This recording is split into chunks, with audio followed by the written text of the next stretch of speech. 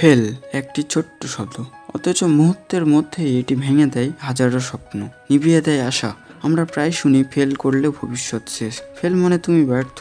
কিন্তু সত্যি কি তাই? না, ফেল মানে শেষ নয়, বরং ব্যর্থতাই অনেক সময় তোমার সাফল্যের প্রথম দরজা হয়ে দাঁড়ায়। হোঁচট খাওয়া মানে থেমে যাওয়া নয়, বরং শেখার নতুন শুরু। একটা গল্প শোনায় তোমাদের।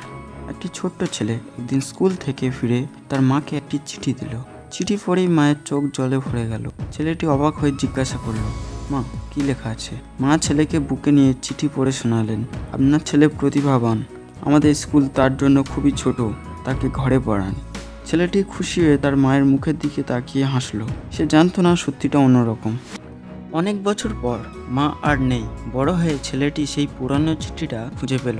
এবার সে নিজে চিঠিটা পড়ল। আপনার ছেলে মূর্খ, আমাদের স্কুলে তার জায়গা নেই। চোখ জলে ভিজে গেল। সে বুঝল তার মাই ছিলেন প্রকৃত প্রতিভা আবিষ্কারক, যিনি সন্তানের চোখে মূর্খতা নয়, সম্ভাবনার আলো দেখেছিল। বড় হওয়ার পর তার পথ মোটেও সহজ ছিল না। সে বৈদ্যুতিক বাতি তৈরি করতে গিয়ে বারবার ব্যর্থ হয়েছিল। একবার নয়, দুইবার নয়, হাজারবার চেষ্টা করেছিল, প্রতিবারই আলো জ্বলেনি। মানুষ বিদ্রূপ করে বলতো, তুমি তো হাজারবার ফেল করেছো। কিন্তু সে মাথা নিচু করেনি, বরং হেসে উত্তর দিল, আমি ফেল করিনি, আমি এমন কিছু হাজারটা উপায় খুঁজে পেয়েছি যেগুলো কাজ করে না। অবশেষে সেই অন্ধকার ঘরে আলো জ্বলে উঠল। একটি ছোট্ট বাল্বের আলো ছড়িয়ে দিল নতুন সম্ভাবনার দিগন্ত। আজ আমরা যে আলো ছাড়া থাকতে পারি না, তা আবিষ্কারের পেছনে রয়েছে মায়ের বিশ্বাস আর এক সন্তানের হাজারো ব্যর্থতার গল্প। গল্পটি হলো বৈদ্যুতিক বাল্বের আবিষ্কারক থমাস আলভা এডিসন। শোনো, ফেল মানে তুমি হেরে গেছো তা নয়, ফেল মানে তুমি চেষ্টা করেছো। মনে রেখো, যতক্ষণ তুমি চেষ্টা চালিয়ে যাচ্ছ ততক্ষণ তুমি ব্যর্থ নও।